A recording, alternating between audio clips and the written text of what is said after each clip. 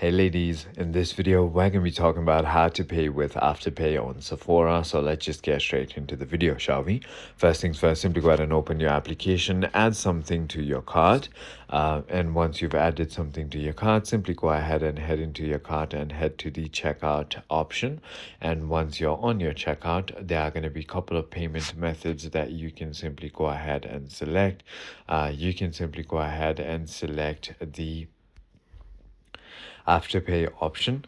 And once you've selected that, you'll be redirected to the Afterpay website or app to log in and or create an account, review the payment schedule, and complete the order.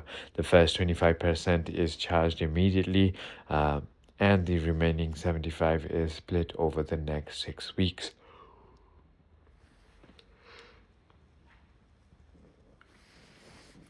I hope this video clarifies everything for you. If you have further more queries, feel free to comment down below and I'll see you on the next one.